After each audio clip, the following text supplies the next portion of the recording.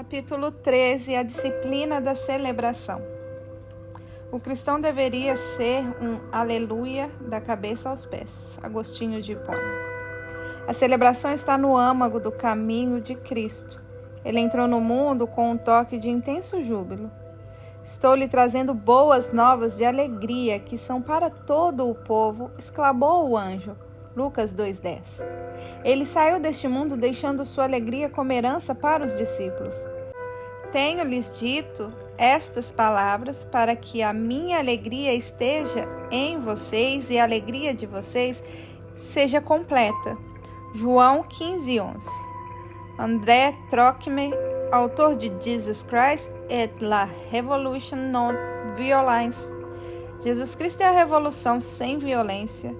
E posteriormente, John Hart Yoder, que escreveu A Política de Jesus, dedica um bom espaço nessa obra que demonstra que Jesus começou seu ministério público ao proclamar o ano do júbilo, Lucas 4:18 e 19. As implicações sociais desse conceito são profundas. É comovente descobrir que, em consequência disso, somos chamados para um perene júbilo do Espírito. Tal liberdade radical e divinamente possibilitada em relação aos bens, aliada à reestruturação da organização social, não pode levar a outra coisa que não a celebração. Quando os pobres recebem as boas novas, os cativos são soltos, os cegos recuperam a visão e os oprimidos são libertados, quem pode conter o grito de júbilo? No Antigo Testamento, todas as prescrições sociais do ano do jubileu, o cancelamento de todas as dívidas, a libertação dos escravos, o descanso da terra, a devolução das propriedades ao primeiro dono, celebravam a provisão graciosa de Deus. Podia-se confiar em que Deus proveria tudo o que fosse necessário. Ele havia declarado: eu lhes enviarei a minha bênção, Levítico 25:21. A base da celebração é formada pela liberdade em relação à ansiedade e à preocupação. Pelo fato de sabermos que Ele se importa conosco, podemos lançar sobre Ele todas as nossas preocupações. Deus transformou nosso pranto em dança. O espírito jovial e despreocupado de alegre festividade está ausente na sociedade contemporânea. A apatia, até mesmo a melancolia, domina a nossa época. Harvey Cox diz que o homem moderno tem sido pressionado tão fortemente para o trabalho útil e o cálculo racional que se esqueceu completamente da alegria que decorre do arrebatamento na celebração. A celebração fortalece a vida. A celebração traz alegria para a vida e a alegria nos fortalece. As Escrituras dizem que a alegria do Senhor nos fortalece, Neemias 8:10. Sem ela, não vamos muito longe em nenhuma atividade. As mulheres suportam o parto por causa da alegria da maternidade que virá logo depois. Os recém-casados esforçam-se nos primeiros anos de ajustes porque valorizam a segurança de uma longa vida em comum. Os pais mantêm a sobriedade durante os anos de adolescência do filho porque sabem que o ser humano completo dentro dele emergirá mais adiante. Pode ser que por força de vontade tenhamos a capacidade de começar aulas de tênis ou de piano, mas não continuaremos por muito tempo se não houver alegria. De fato, começamos algo por uma única razão: sabermos que no final o resultado é a alegria. É o que sustenta todos os principiantes. Eles sabem que existem prazer e alegria no domínio das habilidades. A celebração é o centro de todas as disciplinas espirituais. Sem um espírito alegre de festividade, as disciplinas ficam embotadas. Transformam-se em ferramentas que exalam morte nas mãos dos fariseus modernos. Cada disciplina deve ser caracterizada pela alegria despreocupada e por um senso de ação de graças. A alegria faz parte do fruto do Espírito, Gálatas 5:22. Sou inclinado a pensar que a alegria é o motor, aquilo que mantém tudo funcionando. Sem a celebração alegre infundindo-se nas outras disciplinas, cedo ou tarde iremos abandoná-las. Alegria gera alegria. A alegria nos faz fortes. O Israel antigo tinha ordem para se ajuntar 3 vezes por ano, a fim de celebrar a bondade de Deus. Eram festivais de dias santos, no sentido mais puro da palavra. Eram experiências que davam força e coesão ao povo de Israel. O caminho para a alegria.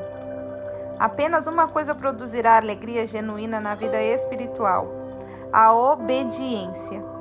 Um hino antigo diz que não há outro jeito de ser feliz em Jesus que não o de crer e observar.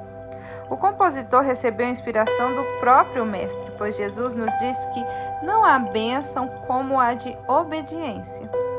Em certa ocasião, uma mulher gritou para Jesus no meio da multidão: "Feliz é a mulher que te deu a luz e te amamentou."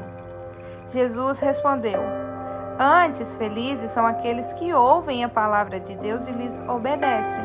Lucas 11, 27 e 28. É mais abençoado viver em obediência que ser a mãe do Messias. Em 1870, Hannah Wintour Smith escreveu uma obra que se tornou um clássico do cristianismo alegre: O Segredo de uma Vida Feliz. O título não expressa a profundidade do livro, que não propõe nada de superficial do tipo 4 passos para alcançar o sucesso.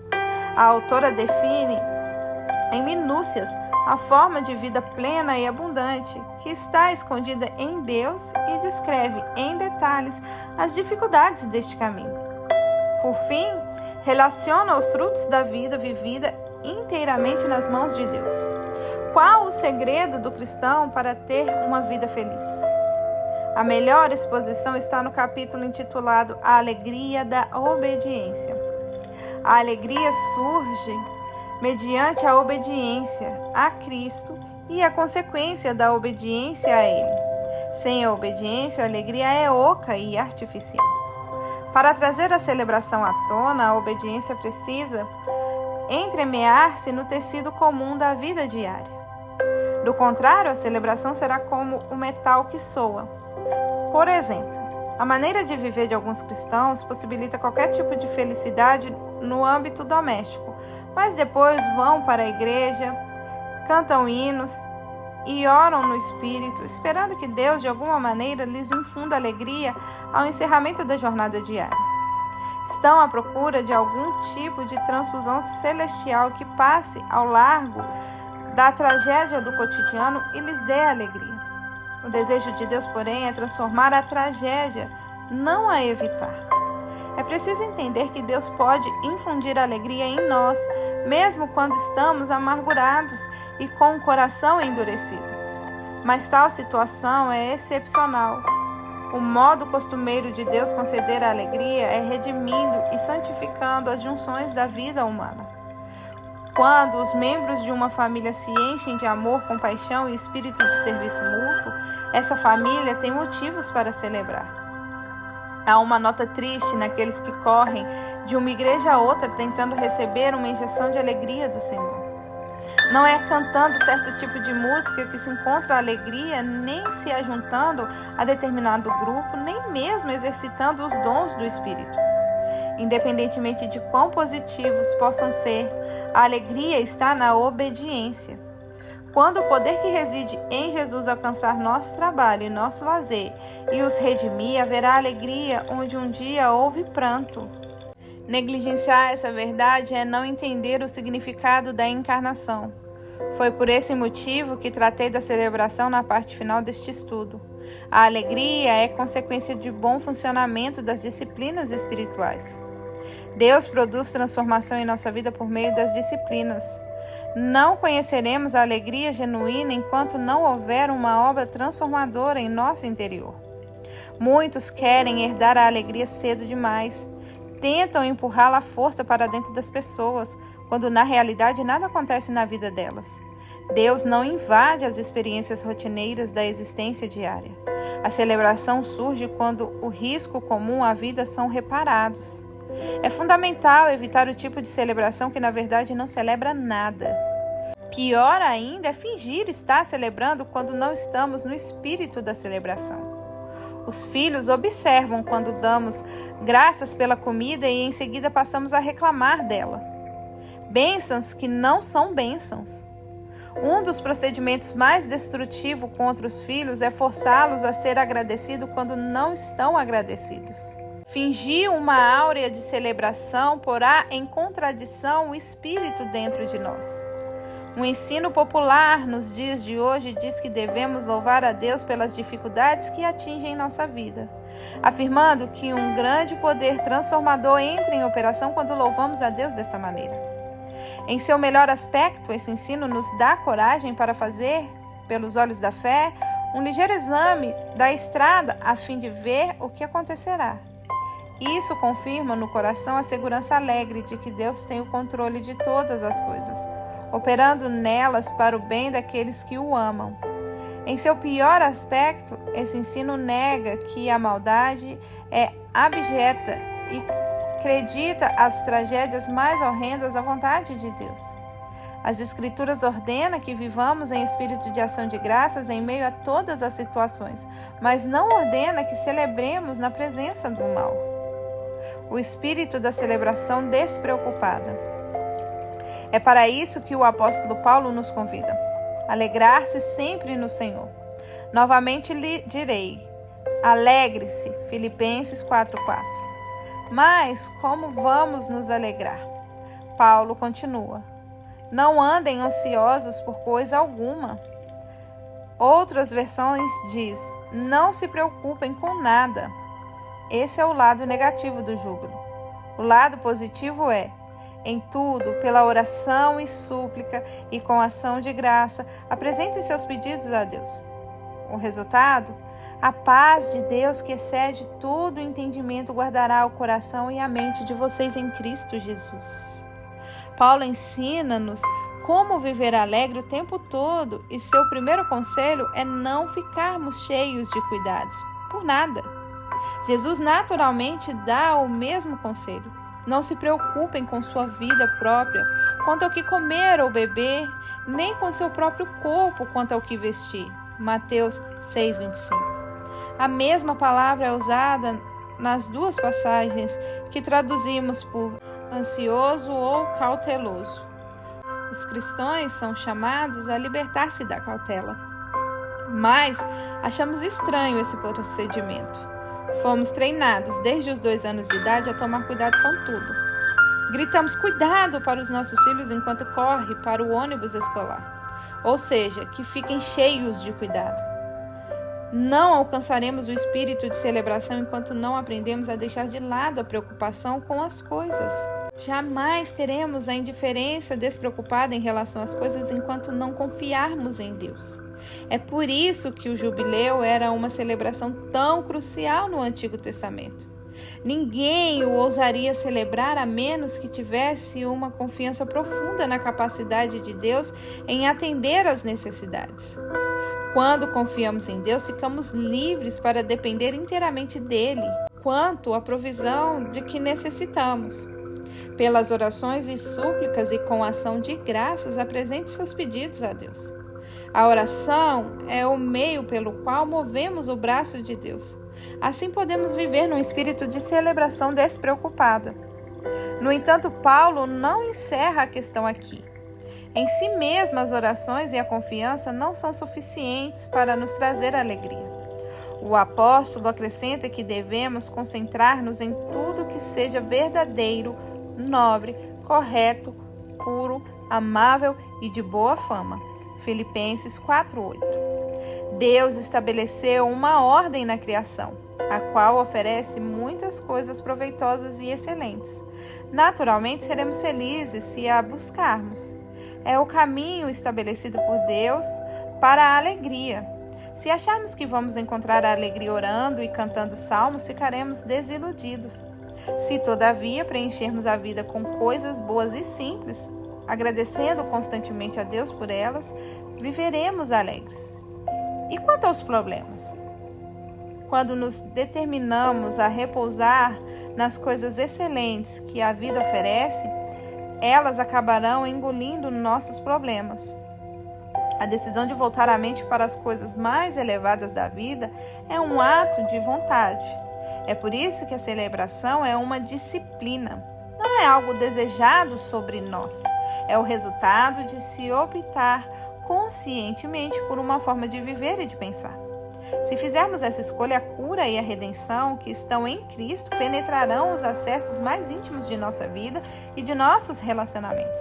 A consequência inevitável será a alegria. Os benefícios da celebração. O benefício mais importante da celebração é, de longe, que ela nos livra de nos levarmos muito a sério. Essa é uma graça desesperadamente necessária a todos os que abraçam com sinceridade as disciplinas espirituais. Tornar-se chato e ranzinza é um risco ocupacional dos cristãos muito religiosos, mas não deve ser assim. Entre todas as pessoas, devemos ser as mais livres, vivas e interessantes. A celebração adiciona um tom de alegria, festividade e contentamento à nossa vida. Afinal, Jesus alegrou-se de forma tão plena na vida que foi acusado de ser beberrão e glutão. Alguns se confinavam a uma existência tão azeda que nem mesmo podem ser acusados de coisas assim. Bem, não estou recomendando arroubos periódicos de pecado, apenas sugerindo que realmente precisamos de experiências divertidas, mas terrenas. É algo terapêutico e renovador cultivar um amplo apreço pela vida. O espírito pode exaurir-se na busca desenfreada por Deus, assim como o corpo com o trabalho excessivo. A celebração ajuda-nos a relaxar e a desfrutar as coisas boas deste mundo. A celebração também pode ser um antídoto eficaz contra a tristeza que, por vezes, nos oprime a alma. A depressão é uma verdadeira epidemia nos dias de hoje, e a celebração pode ajudar a deter esta maré. No capítulo intitulado Auxílio na Tristeza, François Fenelon aconselha os que estão abatidos com o peso da vida a encorajar-se a si mesmo, com boas conversas, até mesmo se divertindo. Outro benefício da celebração é que ela nos oferece uma perspectiva. Podemos rir de nós mesmos. Passamos a enxergar que as causas por nós defendidas nem de perto são monumentais como gostaríamos de acreditar. Na celebração, o alto e o poderoso recuperam o equilíbrio, o fraco e o humilde recebem nova estatura. Quem pode ser elevado ou rebaixado no festival divino? O rico e o pobre juntos, o poderoso e o fraco juntos, todos celebrando a glória e as maravilhas de Deus. Nada se assemelha ao poder da festividade para nivelar o sistema de castas. Libertos da visão inflacionada da própria importância, ficamos livres do espírito de julgamento. As pessoas não nos parecerão tão terríveis, nem tão carnais. As alegrias comuns poderão ser compartilhadas sem depender do julgamento típico dos santarrões. Por fim, outra característica interessante da celebração é que ela tende a gerar mais celebração. Alegria gera alegria, risadas provocam risadas. É uma das poucas coisas da vida que multiplicamos quando distribuímos. Kierkegaard diz que o humor é sempre um companheiro oculto. A prática da celebração. Se a celebração é primordialmente uma disciplina comunitária e traz tantos benefícios para o povo de Deus, como a praticamos? É uma boa pergunta, pois os seres humanos se tornaram tão mecânicos que sufocamos quase todas as experiências de alegria espontânea. A maioria de nossas experiências de celebração é artificial, feita de plástico. Uma forma de praticar a celebração é pelo canto, pela dança e pelos brados de alegria. Por causa da bondade de Deus, o coração irrompe em salmos, hinos e cânticos espirituais. Adoração, louvor e reverência flui dos compartimentos internos. Vemos no Salmo 150 o povo de Deus celebrando com trombeta, lira e harpa, com tamborim e danças, com instrumentos de cordas, flautas e símbolos ressonantes. O que as crianças fazem quando celebram? Fazem barulho, muito barulho. Não há nada de errado com o barulho na hora certa, assim como não há nada de errado com o silêncio na hora apropriada. As crianças dançam quando celebram. A profetisa Miriam conduziu o povo numa animada dança de celebração depois que os filhos de Israel foram arrancados das garras de Faraó pelas mãos poderosas do Senhor. Êxodo 15:20. Davi pulou e dançou diante do Senhor com todas as suas forças, segundo Samuel 6:14 e 16. A dança popular sempre foi portadora de valores culturais e repetidamente utilizada em celebrações genuínas. Evidentemente, a dança pode ter manifestações equivocadas e malignas, mas isso já é outro assunto. Cantar, dançar e fazer barulho não são formas obrigatoriamente de celebração. São apenas formas de imprimir em nós a lembrança de que ao Senhor pertence a terra e a sua plenitude. À semelhança de Pedro, precisamos aprender que nada proveniente da mão graciosa de Deus é intrinsecamente impuro. Atos 10. Estamos livres para celebrar a bondade de Deus com todas as nossas vísceras. O riso é outra forma de praticar a celebração. Ainda vale, portanto, o velho ditado de rir é o melhor remédio. De fato, Norman Cohn, no livro A Força Curadora da Mente, discutiu como ele utilizou a terapia do riso para superar uma doença degenerativa. Na cama do hospital, o autor assistiu a filmes antigos dos irmãos Marx e ao Kent Câmara, e as gargalhadas pareciam ter um efeito anestésico, proporcionando a ele um sono sem dor. Até mesmo os médicos confirmaram o efeito saudável do riso sobre a química de seu corpo. Por que não? Jesus tinha senso de humor. Algumas das parábolas que contavam apresentavam um lado cômico. Existe até mesmo o riso santo, fenômeno que ocorre em diversos movimentos de avivamento. Embora eu nunca tenha experimentado, já observei o riso santo em outros irmãos, e seus efeitos parecem inteiramente benéficos. Quer Deus nos conceda essa graça especial, quer não, todos podemos experimentar momentos de riso proveitoso. Então ria de você mesmo. Desfrute as piadas sadias e os trocadilhos engenhosos. Aprecie boas comédias. Aprenda a rir, é uma disciplina a ser dominada. Deixe de lado o fardo de sempre se mostrar sisudo para dar a impressão de elevada condição espiritual. A terceira forma de promover a celebração é realçar os talentos criativos da imaginação. Harvey Cox observa que as faculdades da celebração e da imaginação estão atrofiando e acrescenta: houve um tempo em que os visionários eram canonizados, os místicos admirados. Agora todos são estudados, escarnecidos e até condenados. Diante disso, podemos afirmar que a imaginação é vista com desconfiança em nossos dias. Nós que seguimos a Cristo corremos o risco de ir contra a maré cultural. Vamos apreciar com liberdade os jogos fantasiosos das crianças. Tenhamos visões e sonhos. Vamos brincar, cantar, rir.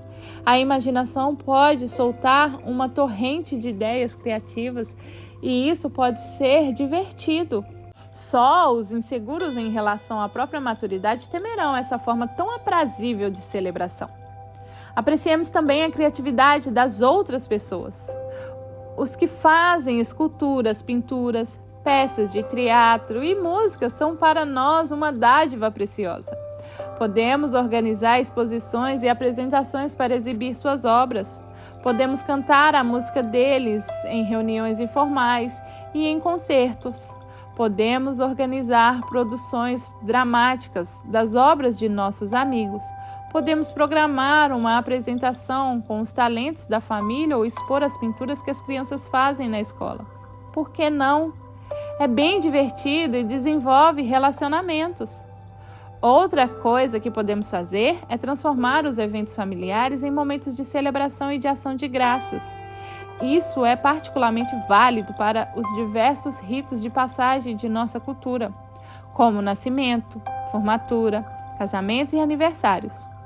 Um casal que conheço planta uma árvore a cada aniversário de casamento. Na fazenda deles agora existe uma pequena floresta com cerca de 40 árvores, testemunhas silenciosas de seu amor e fidelidade.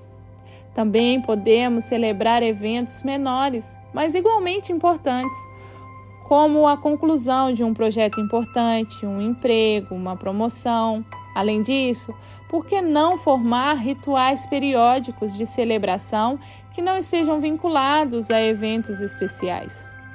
Passe mais tempo ao redor do piano com a família e cante a valer. Divirtam-se juntos, defina horários para jogos, para assistir a um filme ou ler um bom livro em conjunto. Transforme a visita aos parentes numa celebração do relacionamento de vocês. Tenho certeza de que irão surgir muitas outras ideias que serão a marca de sua família. A quinta coisa que podemos fazer é aproveitar as datas comemorativas de nossa cultura e celebrar de verdade. Podemos transformar o Natal numa tremenda celebração. Não é preciso vincular a ele o grosseiro apelo comercial da época, se decidirmos que não queremos tal coisa. É evidente que presentear pessoas queridas é uma coisa muito boa, mas há diversos tipos de presente. Vários anos atrás, nossos filhos mais novos, Nathan, que estava aprendendo a tocar piano, presenteou cada membro da família com uma música que ele havia aprendido. Ele se divertiu bastante embrulhando caixas enormes e tentando fazer cada um adivinhar qual era o presente. E quando a caixa era aberta, um bilhete dizia que ele tocaria para eles uma peça curta no piano. Foi encantador e muito divertido. E quanto à Páscoa? Esqueça o show sofisticado e celebre o poder da ressurreição. Encene peças familiares neste dia. Recupere as celebrações do dia do trabalho. Saia por aí colhendo flores e distribuindo-as entre os vizinhos e amigos. Alegre-se com a beleza da cor e com a variedade. Por que permitir que o Halloween seja um feriado pagão em comemoração aos poderes das trevas? Encha sua casa com a luz. Cante e celebre a vitória de Cristo sobre as trevas.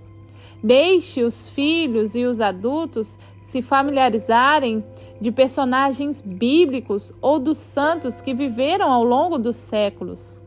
Na Idade Média, havia um feriado conhecido como Festas dos Tolos. Era um momento em que se podia rir e zombar de todas as vacas sagradas da época.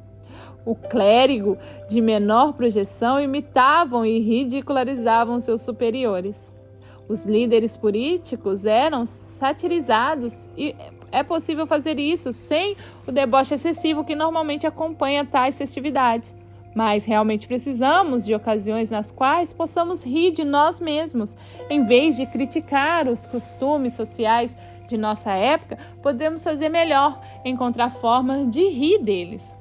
Não fiquemos limitados a comemorações já existentes, podemos criar as nossas. Certa comunidade programou uma noite de celebração em apreço aos pastores. Cada família fez um cartão artesanal. Diversos grupos prepararam esquetes, peças, leituras e piadas. Como um dos pastores posso afirmar que foi uma noite hilariante. Por que esperar até que os pastores estejam mudando de igreja para dar uma festa? Se demonstrarmos nosso apreço com mais frequência, talvez eles se sintam mais motivados e fiquem mais tempo. Conheço uma igreja que organiza um festival das luzes no Natal. Há música, teatro e, acima de tudo, muita gente envolvida. Sei de outro grupo que se encontra a cada 4 meses para celebrar a comida de outro país. Num dos encontros, comem uma refeição sueca. Em outra ocasião, irlandesa. Na reunião seguinte, comida japonesa. Na escola em que leciono, temos um evento anual, a Sinfonia da Primavera. E o bem que ele proporciona ao espírito humano é incalculável. É o dia mais aguardado do ano. Música, trajes, cor. É uma superprodução com todo o profissionalismo de uma produção profissional, sem a superficialidade plástica. Esse evento não é barato. Exige gastos consideráveis de tempo, energia e dinheiro. Todos nós, porém, precisamos de festivais de alegria enquanto buscamos o reino de Deus. A celebração nos dá força para vivenciar todas as outras disciplinas. Quando as buscamos com interesse e fidelidade às demais disciplinas, libertamo-nos de coisas que durante anos transformaram nossa vida em tragédia. Elas, por sua vez, evocam mais celebração. Assim, forma-se um ciclo ininterrupto de vida e poder. Fins. Chegamos ao fim deste estudo, mas apenas ao começo da jornada. Vimos como a meditação acentua a sensibilidade espiritual e que, por sua vez, leva à oração. Logo, descobrimos que a oração está associada ao jejum. Influenciados por esses 3 disciplinas, podemos, com eficácia, caminhar para o estudo, o que nos dá discernimento a respeito de nós mesmos e do mundo em que vivemos.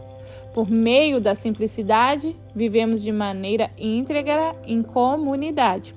A solitude permite-nos estar genuinamente presente quando estamos com as pessoas. Mediante a submissão, convivemos com os demais seres humanos sem o apelo da manipulação e, pelo serviço, tornamo-nos bênção para eles. A confissão liberta-nos de nós mesmos, liberando-nos para a adoração. A adoração abre as portas para a orientação espiritual. Todas as disciplinas exercidas livremente geram a doxologia da celebração. As disciplinas clássicas da vida espiritual acenam a nós em direção aos Himalaias do espírito. Agora estamos sobre uma linha imaginária nas montanhas, assombrados com os picos nevados diante de nós. Aceleraremos o passo, confiando em nosso guia, que abriu a trilha e conquistou o cume mais alto.